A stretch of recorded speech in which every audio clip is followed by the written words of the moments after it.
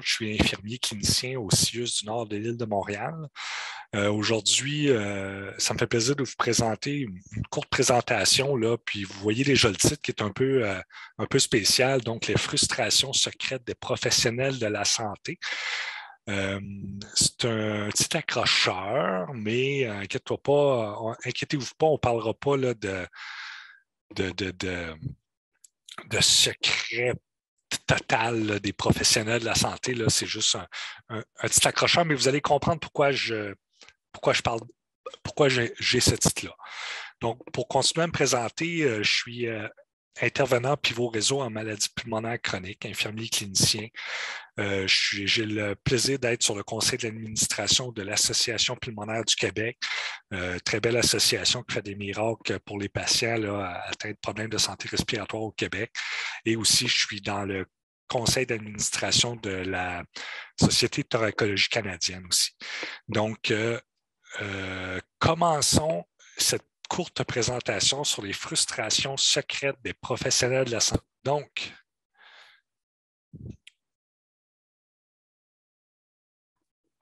ça m'arrive d'avoir des patients dans mon bureau. La première question que je leur pose, c'est comment ça va? Ils me disent ah, tu aurais dû me voir il y a une semaine. Tu aurais dû me voir il y a 2 semaines. J'ai tellement pas bien filé. J'avais de la difficulté à respirer. Je crachais vert. Je filais pas pantoute. Et je dis ah ouais, mais vous ne m'avez pas appelé? Il dit non, on ne voulait pas te déranger. Oh my God. Ça, quand ça m'arrive, là, je ne suis pas fâché après le patient, mais je me dis, oh my God, il aurait pu m'appeler, on aurait pu interagir ensemble un petit peu. Il y aurait peut-être, je lui aurais peut-être évité d'être encore plus malade. J'aurais pu lui donner des trucs pour qu'il se remette plus rapidement. Donc, pourquoi il ne m'a pas appelé? Pourquoi il ne m'a pas appelé? Ça, c'est frustrant. Donc, qu'est-ce que le patient, comment ça marche? Un patient, là, je parle, cette présentation-là, c'est plus pour les patients qui font encore, mettons, de l'asthme, de la MPOC ou de la fibrose pulmonaire. Les patients avec l'apnée du sommeil, c'est comme un peu une frange à part, mais vous allez voir, dans cette présentation-là, il y a de l'information pertinente pour vous aussi. OK? Donc, le patient, là, il commence à pas bien se sentir, il se sent malade. Il se réveille un matin avec un petit peu plus de difficulté à respirer. Puis, il tousse un petit peu plus, il y a plus de sécrétions, puis ces sécrétions sont comme un peu jaunes. OK? C'est pas normal. C'est pas dans sa normalité. Donc, il est peut-être en train de faire une bronchite. OK? Une bronchite, qu'est-ce que c'est? C'est une inflammation, OK? Au niveau des bronches. Les bronches, on les voit ici. C'est comme les petits tuyaux qui amènent l'air jusqu'au bout des poumons. OK? Puis cette inflammation-là est peut-être causée par une infection. Okay? Ça peut être une bactérie ou un virus. Mais on sait, si crache jaune, c'est peut-être une bactérie. Donc, le patient, il y a un début d'infection bactérienne au niveau du poumon. Puis là, il dit, oh my God, je file vraiment pas. Fait que là, son réflexe, il dit, bon, ben, je vais attendre à demain, voir comment je me sens demain.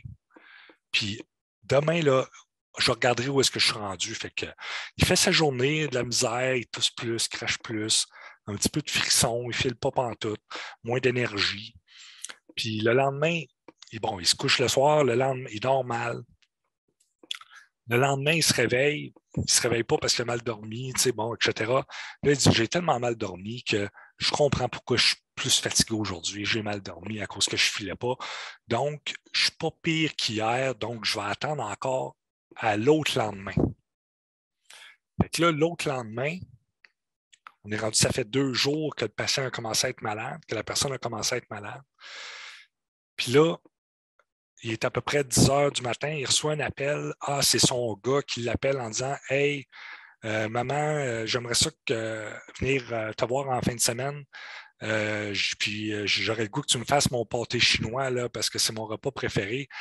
Fait que là, la mère a dit oh my God, il faut que j'aille à l'épicerie, il faut que j'aille faire ci, il faut que j'aille faire ça, il faut que j'aille préparer la visite de mon enfant. Donc, pas le temps d'aller voir le médecin, pas le temps de s'occuper de sa santé. Donc, attend encore quelques jours avant de faire quelque chose pour améliorer son état de santé. Donc, à cause de tout ça, il s'est passé un très grand laps de temps entre le début des symptômes puis aujourd'hui. Mais le problème, c'est que ce patient-là ou cette patiente-là, ici, là, est-ce que vous voyez ma souris quand je la bouge? Ouais. Ici, là, OK, est en train de faire une pneumonie. OK? Savez-vous c'est quoi la différence entre une pneumonie et une bronchite? OK? Une bronchite, comme j'expliquais, c'est une inflammation des tuyaux qui sont, on les voit ici, là, mais il y en a plein à l'intérieur des poumons. C'est une inflammation des tuyaux ou une infection des tuyaux. Une pneumonie, c'est complètement une autre affaire. C'est à un autre niveau, là. On n'est pas dans la bronchite, on est dans la pneumonie. La pneumonie, là, c'est une infection du corps du poumon, mais d'une partie du poumon. Okay? Des fois, c'est juste une petite partie, mais plus qu'on attend avant de se soigner, plus que ça va s'étendre. Ça peut être juste une partie du poumon, ça peut être la moitié du poumon, ça peut être tout un poumon complet. OK? Puis l'affaire, c'est qu'une bronchite, là, quand on a ça, puis qu'on soigne tout de suite, la bronchite, elle arrête, on continue à faire nos affaires, puis presque comme si de rien n'était. Tandis qu'une pneumonie, ça prend beaucoup plus de temps à guérir. Puis le problème, c'est que ça laisse des cicatrices dans les poumons, une pneumonie. Ça veut dire que où est-ce qu'il y a eu une pneumonie, le poumon, il ne revient pas en santé parfaitement. Fait que cette partie-là ne marchera jamais aussi bien qu'elle a marché avant. Et pour les gens qui ont des problèmes de santé respiratoire comme la MPOC, la fibrose pulmonaire ou l'asthme, si on a fait plusieurs pneumonies, bien, ça l'ampute un petit peu nos capacités respiratoires à chaque fois qu'on fait une pneumonie. Comment on fait pour savoir qu'on a une pneumonie versus une bronchite? Une bronchite, là, ça va nous brûler des fois ici au niveau de la cage thoracique. Ça peut nous brûler au niveau de la cage thoracique. Puis on se sent quand même bien quand on a une bronchite. On ne se sent pas mal. On peut être un petit peu plus fatigué, mais pas à terre. Tandis qu'une pneumonie, des fois, le premier signe d'une pneumonie, c'est qu'on sent, mettons, à une place, mettons ici, là, on sent comme s'il y avait quelqu'un qui nous rentrait un couteau dans la cage thoracique. Ça fait mal. Ça fait comme un coup de poignard qu'on appelle. Donc, c'est un des premiers signes, ça peut être un des premiers signes qu'on a une pneumonie. Une pneumonie, souvent, ça donne de la fièvre. Mais pour les gens en haut de 65 ans, c'est beaucoup plus rare de faire de la fièvre. Quand on est jeune, on a le système immunitaire super vif et super réactif. Quand on pogne une bactérie, notre système immunitaire va réagir très rapidement puis il va faire de la fièvre. Et plus qu'on avance en âge, plus qu'on a le système immunitaire un petit peu plus slow un petit peu plus lent, c'est rare qu'on va faire de la fièvre. Comment qu'on fait pour savoir si on a une infection, si on ne fait pas de fièvre? Le truc, c'est que quand on se sent bien, on prend notre température. Moi, je sais que ma température de base, c'est 36,5 par la bouche. Il y en a que ça peut être 36. OK? Il y en a que ça peut être un petit peu plus bas. Il y en a que c'est 37 aussi. Mais l'important, pour une personne en haut de 65 ans, si sa température monte de 1,2 degrés Celsius de plus que sa température de base, ça veut dire qu'il fait de la température. Donc, si ma température de base, c'est 36, puis que je prends ma température, puis j'ai 37,3, ça veut dire que je fais de la fièvre en ce moment, même si je ne me sens pas fiévreux. C'est un bon moyen pour savoir si on a une infection à l'intérieur de soi. Mais si on ne connaît pas sa température de base, on n'est pas capable de dire parce que 37,2, 37,3, c'est normal pour un jeune d'avoir cette température-là. Mais pour une personne plus âgée, il faut connaître sa température de base, additionner 1,2 puis savoir quelle est notre température de seuil de fièvre, si on veut. Donc, une pneumonie, on ne veut pas avoir ça. Puis pour ne pas avoir ça, il faut réagir rapidement quand on commence à avoir des symptômes. Puis si on n'agit pas avec une pneumonie, bien là, à un moment donné, vient un temps que quand notre fils cogne à la porte, puis qu'on rouvre la porte, puis qu'on n'est plus capable de respirer, puis on n'est même pas capable de dire bonjour tellement qu'on est essoufflé, bien là, il dit, maman, on va s'en aller à l'hôpital. Fait qu'on on s'en va à l'hôpital une semaine après le début des symptômes. Mais là, au lieu de dire prendre juste une petite série d'antibiotiques puis de la cortisone, on se ramasse pendant hospitalisé une semaine de temps à l'hôpital. Mais une semaine de temps à l'hôpital, quand on est couché souvent dans le lit, à l'hôpital, on fait moins d'activités, on est plus fatigué, on profite pour se reposer, mais les muscles, les muscles vont s'atrophier pendant cette semaine-là. Fait que non seulement il va falloir se remettre de la pneumonie, mais il va falloir réentraîner notre corps. Puis ça peut prendre des mois avant de revenir. Donc, le truc, c'est de réagir rapidement. Rapidement. Puis justement, ça peut prendre tellement de temps qu'il y a des fois des gens là, qui disent, mettons, qui se sentaient bien, ils ont fait leur pneumonie, ils ont baissé comme d'une marche d'escalier, puis même s'ils essayent tout ce qu'ils peuvent, ils ne reviendront jamais à leur niveau de base. Fait que c'est bien important d'agir rapidement. Est-ce que je vous ai dit qu'il fallait agir rapidement? Je pense que oui.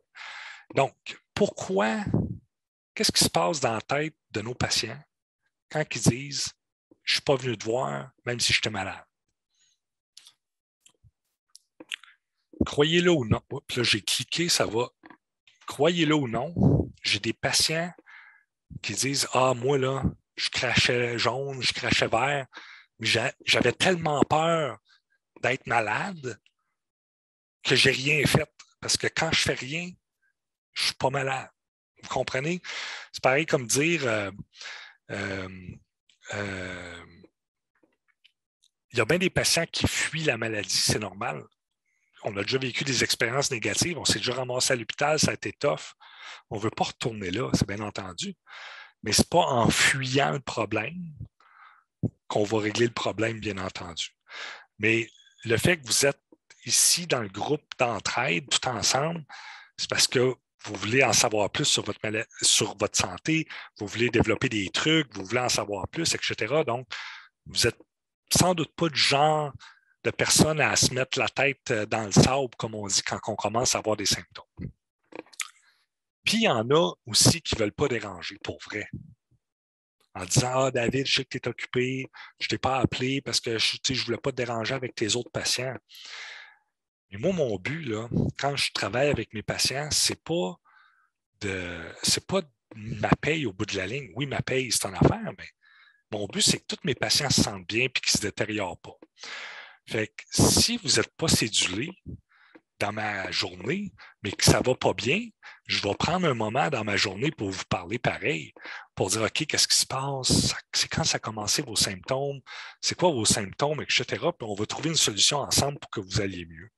Donc, en tout cas, je n'ai jamais rencontré un professionnel de la santé qui ne voulait pas parler à ses patients quand ils étaient malades.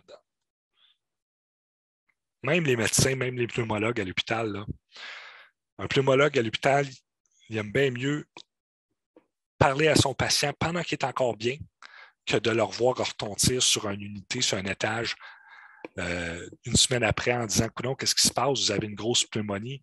Ah, ben, je ne voulais pas te déranger. » Ça, c'est la meilleure manière de faire fâcher son médecin. Ou ça se peut qu'on ne sait juste pas quoi faire aussi. On n'a pas eu l'occasion d'avoir des cours sur c'est quoi le plan d'action. Est-ce qu'il faut que je prenne mes pompes plus souvent? Est-ce qu'il y a-t-il des médicaments que je peux prendre pour tout de suite arrêter ça? À qui il faut que je parle? Est-ce que je peux parler à mon pharmacien? Est-ce que je peux parler à mon docteur? Est-ce que je peux parler à mon infirmier? Est-ce que je peux appeler InfoSanté? Il y a des gens qui ne savent pas. OK? Ou il y en a aussi qui disent, ben là, si je prends un rendez-vous avec mon docteur tout de suite, je vais aller attendre pendant 3 heures dans son bureau, puis ça ne me tente pas. Mais des fois, ça vaut la peine d'attendre 3 heures plutôt que d'être une semaine hospitalisée au bout de la ligne. Puis, il y a une affaire aussi que les gens ne savent moins. Puis, je vais vous expliquer quelque chose, c'est spécial. OK? une crise pulmonaire affecte le cerveau temporairement. Quand on a une infection qui donne de l'inflammation dans les poumons, ça crée beaucoup d'inflammation. Mais cette inflammation-là ne reste pas uniquement dans les poumons. Elle passe dans le sang, puis elle s'en va partout dans le corps, dont le cerveau. Puis le cerveau, quand il est en contact avec cette inflammation-là, il fonctionne un peu moins bien souvent. Donc, qu'est-ce qui arrive? C'est les gens sont moins concentrés. Les gens peuvent avoir... il y a plusieurs manières. Hein? Tu sais, les fonctions cognitives, là, OK? Comment que le cerveau fonctionne, ce n'est pas juste la mémoire qui peut être atteinte quand on a des problèmes cognitifs, par exemple. Ça peut être aussi notre capacité à reconnaître les choses. Ça peut être notre capacité à faire des plans aussi. Donc, si on a une crise pulmonaire, une infection pulmonaire, ça se peut qu'on soit moins habile à reconnaître nos symptômes parce que notre cerveau fonctionne moins bien temporairement. Ça se peut aussi qu'on soit moins habile à faire un plan. C'est-à-dire, puis je vais vous dire une vraie situation qui est arrivée à une de mes patientes. Je m'en vais la voir à la maison, à domicile. Puis il faisait super froid cette journée-là, c'était l'hiver, etc. Puis il faisait très froid dans son appartement. La patiente, elle disait j'ai froid. Il fait froid dans mon appartement. Et moi, mon premier réflexe, c'était d'aller voir le thermostat. Son thermostat, il était à 10. Mais là, je dis, votre thermostat, il est à 10. Elle dit, je n'avais pas pensé de le monter. C'est pas que la madame avait une démence, c'était pas Alzheimer, mais elle avait une crise pulmonaire qui a un peu ennuagé temporairement son cerveau. Elle n'était plus capable de faire des plans dans sa tête. C'est-à-dire, j'ai froid, mon plan, ça va être de monter le chauffage. Elle n'était pas capable de faire ce lien-là. Donc, c'est pour ça que les patients atteints de problèmes de santé respiratoire, souvent, ce n'est pas eux autres qui vont décider quand aller à l'hôpital. C'est souvent soit le conjoint, l'être cher, ou c'est des fois les enfants qui appellent leurs parents. Là, maman, tu n'as pas l'air affilé. Là, j'ai de la misère à respirer. Puis tout. Ouais, mais là, ça ne marche pas. Tu as de la misère à me parler. Ouais, là, je ne sais pas quoi faire. Puis, tu sais, souvent, c'est pas eux autres qui prennent la décision. En fait, vous comprenez pourquoi que les patients, des fois, ils réagissent plus lentement quand ils ont une infection respiratoire, puis souvent, ils attendent là, d'appeler l'ambulance quand ils sont vraiment plus capables. Mais c'est pour toutes ces raisons-là. Il ne faut pas leur en vouloir, mais en même temps, vous, dans le groupe d'entraide, là, l'information que vous allez recueillir aujourd'hui, c'est justement... j'espère que vous allez ressortir d'ici en disant si j'ai une infection, si j'ai des signes d'infection. C'est quoi les signes d'infection? Le changement des sécrétions en texture et en couleur. Ensuite de ça, plus de difficultés à respirer. On peut faire un petit peu de fièvre des fois, mais ce n'est pas tout le temps. Puis on est beaucoup plus fatigué souvent. Donc, ça, c'est des signes d'infection. Un truc, là, souvent, là, le matin, on se lève, on a notre routine, on se lève, on va je sais pas quoi, on va se brosser les dents, on vient, on fait notre lit, puis on va déjeuner après.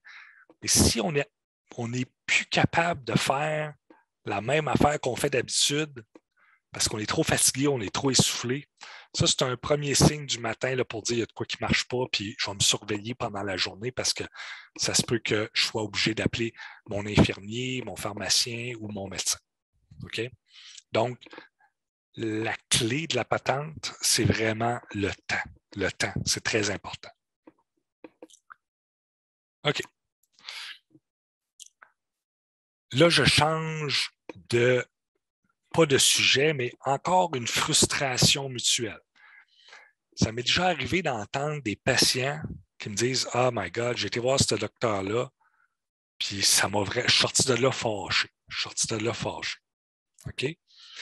Puis de l'autre côté, quand je parle avec des médecins ou d'autres professionnels, ça m'est déjà arrivé de les entendre dire Hey, quand le patient est sorti de mon bureau, là, je n'étais pas content. Fait que là, des fois, il y a des rencontres qui se passent entre, mettons, je vais vous dire un médecin ou un autre professionnel, entre un patient et un médecin, puis ça ne connecte pas, là. Puis les deux sortent de là en disant ça n'a rien donné, puis on n'est pas plus avancé. Donc, on va regarder c'est quoi ces frustrations-là, puis on va essayer de trouver des solutions par la suite. Ça marche? C'est des frustrations encore des professionnels de la santé, mais vous allez voir, il y a des frustrations des patients pas mal là-dedans. Donc, est-ce que ça vous est déjà arrivé de dire j'ai attendu 1 heure, 2 heures dans la salle d'attente et c'était bondé, il faisait chaud. Mon rendez-vous était à 3 heures, puis je ne suis pas passé avant 5 heures. Quand je me suis assis dans son bureau, il ne m'a même pas regardé, il était pressé. Il m'a posé 2 questions, puis il m'a dit bon, on se revoit dans 1 an. Est-ce que ça vous est déjà arrivé en affaire de même? En tout cas, ça l'arrive. J'en entends des bonnes, des vertes puis des pas mûres.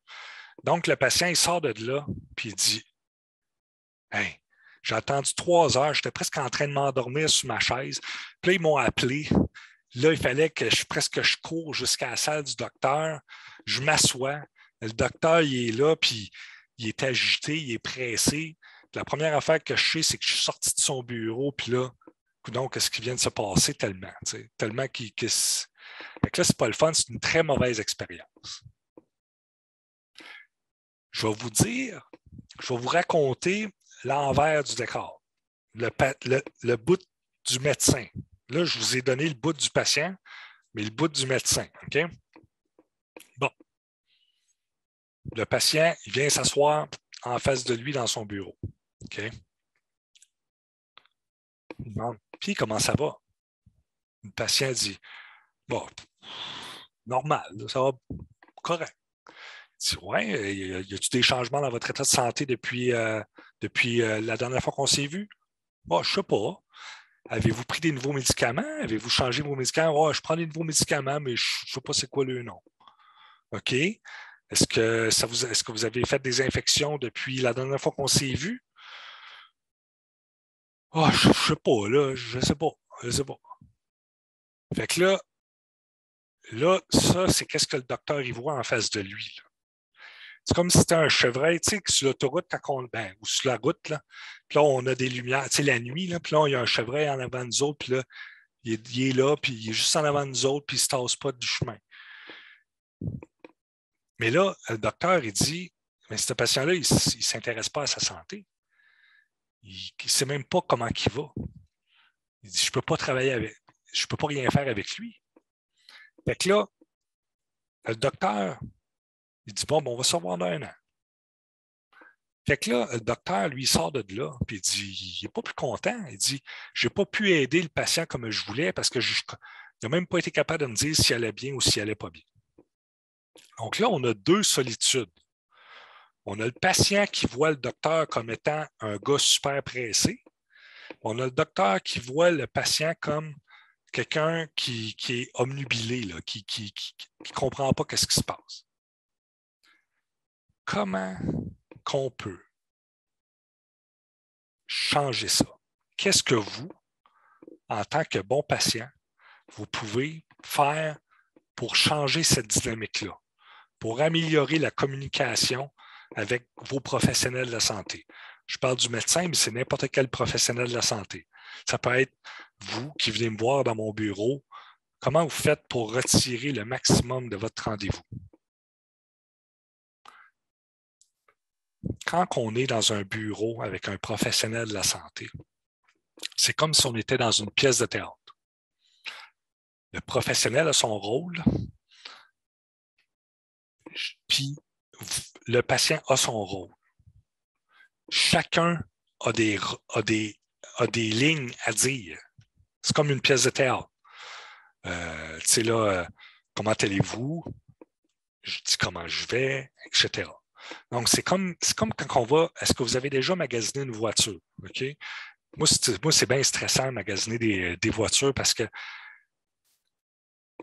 j'arrive devant un gars là, qui veut me vendre un auto, puis là, si je n'y achète pas de char, j'ai l'impression que son fils ne mangera pas à sa faim à soir. Là, je me sens mal pour le gars. Jusqu'à temps que j'ai compris que lui avait son rôle de vendeur, puis il va essayer de me remplir la tête avec toutes les affaires pas possibles de vendeur. Puis moi, j'ai mon rôle d'acheteur.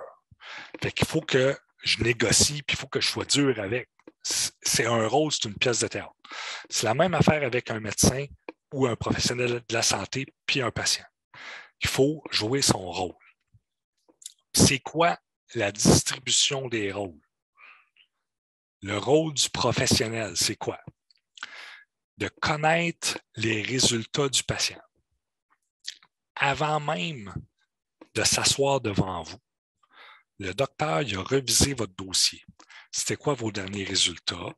Est-ce que vos résultats de, mettons, votre prise de sang ou de tests que vous avez fait, est-ce que c'est mieux que la dernière fois? Est-ce que ça se détériore, etc.?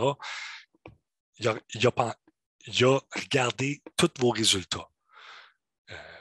Quand il est en face de vous, il fait une collecte de données. Quand il vous pose des questions sur comment ça va, il ne veut pas savoir il veut vraiment savoir comment ça va. Il se sert de ces données-là, il se sert de ces informations-là pour faire son diagnostic, trouver le meilleur traitement pour vous. Okay? Si personne n'est capable de dire, lui, le traitement va être moins bien, risque d'être moins efficace parce qu'il n'est pas capable d'ajuster l'affaire aussi bien que si la personne dirait ah, je vais bien, j'ai fait tant d'infections, il m'est arrivé telle affaire, je suis capable de faire telle affaire maintenant, ça s'est amélioré, ou je suis plus capable de faire telle autre affaire, ça s'est détérioré. Son rôle aussi, si c'est un médecin, c'est de donner le bon diagnostic et le bon traitement. Vous savez, des fois, on a l'impression qu'on passe juste 5 minutes avec le médecin dans son bureau. Mais si c'est par exemple, pour les patients qui font de la FPI, là, à chaque semaine, à l'hôpital, il y a des réunions de médecins qui vont discuter ensemble, de dire, écoutez, j'ai tel patient, on a fait tel test, il est arrivé telle affaire, tel résultat. Il dit, moi, je pense que c'est telle maladie, j'aimerais ça proposer tel traitement. Ça, c'est des rencontres de médecins, des rencontres d'experts qui vont dire, écoute, je pense que tu as mis le doigt dessus pour le diagnostic, mais j'essaierai peut-être tel autre traitement. Si ça ne marche pas, on essaiera l'autre affaire. Donc, pour les 5 minutes que vous avez passé avec votre docteur, là, ben, il a peut-être passé 1 heure dans sa semaine à discuter et à réfléchir à votre dossier, à votre cas, etc. Donc, des fois, il y a beaucoup plus d'affaires qui se passent que vous ne voyez pas que des choses qui se passent quand vous êtes devant le médecin. Donc, il veut s'assurer que vous ayez le bon traitement, le bon diagnostic, bien entendu, et le bon traitement. Et son rôle, c'est nécessairement de répondre à vos questions. Si vous avez 2, 3 questions, 3, 4 questions, son rôle, c'est de vous donner l'information nécessaire. Puis, à la fin, ou pendant même qu'il vous parle, ça arrive souvent pendant, il écrit des notes, il écrit tout ce qu'il fait. OK? Parce qu'il veut se rappeler de qu'est-ce qu'il vous a dit, puis il veut se rappeler de où est-ce qu'il était rendu dans les informations qu'il vous donnait. C'est-à-dire qu'il a écrit, j'ai vu madame un tel, on a discuté de telle affaire, puis le plan, c'est qu'elle prenne sa pompe 2 fois par jour au lieu d'une. On va essayer ça, puis la prochaine fois que je vais la revoir, on va regarder si ça l'a fait effet. Fait que là, avant de vous revoir, il lit sa note, il dit OK, on avait essayé ça. Puis madame un tel, comment ça marche aux 2 pompes? C'est le même qui s'en souvient. OK? Maintenant, c'est quoi le rôle des patients? Connaître son état. Comment je me sens? Est-ce que je me sens mieux qu'avant? Est-ce que je me sens pire qu'avant? Est-ce qu'il y a des choses que j'étais capable de faire avant dans mon quotidien, comme faire mon lit, passer ma tondeuse, ces choses-là, que je ne suis plus capable de faire aujourd'hui parce que je me sens trop essoufflé? C'est des affaires que je ne faisais plus, mais que maintenant, je suis capable. c'est qu'est-ce qui s'est passé dans ma vie depuis la dernière fois que je l'ai vu. J'ai-tu fait des infections? Est-ce que j'ai été hospitalisé? Est-ce que j'ai complètement arrêté de prendre ces pompes qui m'avaient prescrit parce que ça ne me tentait plus de les prendre? Ma liste de médicaments. C'est pas rare que rendu à un certain âge, on a un pneumologue, on a un cardiologue, on a un rhumatologue, on a un endocrinologue, on a un médecin de famille qui nous prescrivent toutes des pilules. Fait que là, si on n'apporte pas notre liste, si le médecin dit « je vais essayer tel médicament », ça se peut qu'il ne puisse même pas vous le prescrire parce qu'il ne sait pas quel médicament que vous prenez. Puis des fois, il y a des médicaments qui ne matchent pas bien ensemble. On appelle ça des interactions médicamenteuses. Fait que, apportez votre liste de médicaments pour que le médecin puisse prendre les bonnes décisions. Très important. Posez des questions. Moi, je suis asthmatique, OK? Puis des pneumologues, je côtoie ça à tous les jours. À tous les jours, OK? Ça m'est arrivé une fois de tomber en face de mon pneumologue, puis de même plus me souvenir de la question que je voulais poser. Puis je suis un professionnel de la santé, OK? Fait que qu'est-ce que j'aurais dû faire? C'est d'écrire ma question, puis de garder mon papier dans ma main. Puis de me rappeler que quand je suis devant mon pneumologue, ah oui, j'ai une question, puis j'ouvre ma feuille, puis je lis ma question. OK? Est-ce que j'y pose 12 questions à mon pneumologue? Je ne pense pas. OK? Mais au moins, gardez vos 3 questions prioritaires là, en haut de la liste pour qu'au moins qu'ils puissent avoir le temps de répondre à vos questions. Prendre des notes. Pourquoi je prendrais des notes après avoir été au médecin? Si je vous dis, je vais vous prescrire cette pompe-là, puis prenez 2 inhalations une fois par jour. Là, rendu à la maison, est-ce qu'il a dit 2 inhalations une fois par jour ou une inhalation 2 fois par jour? C'est pas pareil. 2 puffs une fois par jour ou une puff 2 fois par jour. Pas pareil pantoute. Mais si on n'a pas pris en note, on va se le demander, on ne sera pas sûr. On peut lire sur notre petite boîte à la pharmacie, mais il peut y avoir une ambiguïté encore. Ou de dire, si le docteur vous a dit, appelez mon infirmière si vous n'allez pas, puis mon infirmière va me dire, puis je vous rappellerai, mettons. Mais c'est quoi son nom à cette infirmière-là? C'est quoi son numéro de poste à l'hôpital ou au CLSC? C'est toutes des choses que vous devez prendre en note. Si vous n'avez pas rien pour prendre en note, vous risquez d'oublier des choses. Puis quand le docteur va vous revoir dans 6 mois, puis il va vous dire, puis l'affaire qu'on avait discuté ensemble là, d'essayer tel plan qu'on avait fait ensemble, puis vous dites, ah non, j'ai oublié le plan. Je ne l'ai pas fait. Et que là, il dit, essayez ça, puis on va se revoir dans 6 mois. Mais en 6 mois, vous avez perdu un 6 mois d'essai de la patente. Là. OK? Donc, prendre des notes, ce n'est pas juste pour les professionnels de la santé, c'est pour les patients aussi. Donc, comme je vous l'ai dit, plus qu'on est préparé, plus qu'on va ressortir de là satisfait. Parce que les deux vont avoir joué leur rôle. OK?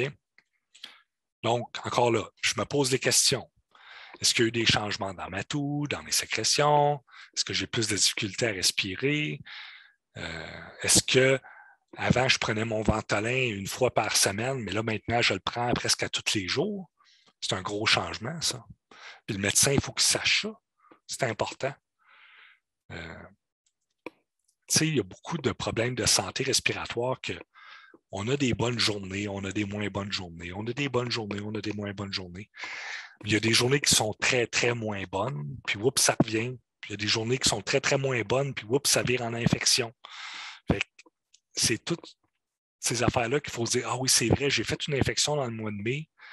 Ça m'a pris 2 semaines à m'en remettre. Après ça, j'ai refait un autre petite période où est-ce que j'avais de la toux dans le mois de juin. C'est important d'en parler avec son docteur, surtout son pneumologue. Est-ce que j'ai été à l'urgence? Est-ce que j'ai arrêté de fumer? Est-ce que je fume plus? Etc. Vous savez, il y a des médicaments comprend. En tout cas, je ne sais pas s'il y en a d'entre vous qui prennent de la théophiline ou de la théophiline. C'est un vieux médicament que les médecins prescrivent presque plus aujourd'hui. Mais c'est un médicament-là, si vous fumez puis vous prenez ce médicament-là, il faut le dire minimalement à votre pharmacien si vous changez votre consommation de tabac, parce que ça va changer la manière que le médicament va fonctionner dans le corps. Fait qu'il faut en parler si vous changez vos habitudes de tabagisme, si vous fumez encore. Donc, on apporte nos pompes, on apporte notre liste de médicaments, puis on apporte aussi nos pompes. Parce que des fois, le médecin aime ça valider si vous avez la bonne technique. C'est facile. Il y a tellement de petites particularités quand on prend nos pompes que des fois, on peut manquer des détails. Puis le médecin peut dire essayez donc de faire ça d'une telle autre manière, voir si ça va marcher mieux.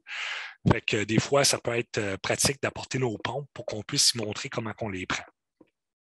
Puis, encore là, on fait une liste de nos questions, puis on met nos questions prioritaires au début. Puis, lors de la rencontre, ça revient un peu à ce que je disais. Essayez, posez-lui la question là, à votre docteur. Si je ne vais pas bien, qu'est-ce que je fais? Qui j'appelle? Où est-ce que je me rends? Dans quelle clinique? Est-ce que je viens ici? Est-ce que je parle à ton infirmière? Puis là, il n'y aura pas le choix de vous répondre. Non, appelez-moi à tel numéro, puis je vais essayer de vous rappeler dans le courant de la journée ou dans la soirée. Souvent, les médecins font ça. Ça peut être appel à Info Santé ou appelle ton pharmacien. Parce que souvent, les médecins, les pneumologues vont laisser une prescription de cortisone puis d'antibiotiques à la pharmacie au cas où vous n'allez pas bien. Fait que des fois, vous pouvez aller voir votre pharmacien en disant écoute, je ne file pas, je crache vert, etc. C'est-tu le temps de prendre ces médicaments-là? Puis il peut vous dire oui, puis il va vous les donner.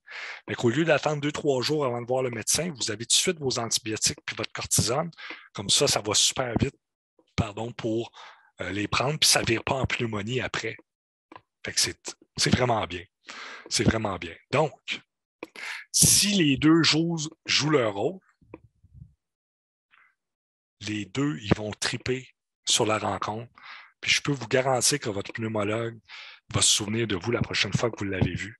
Parce qu'il va dire hey, parle-moi de ça, un patient qui s'intéresse à sa propre santé.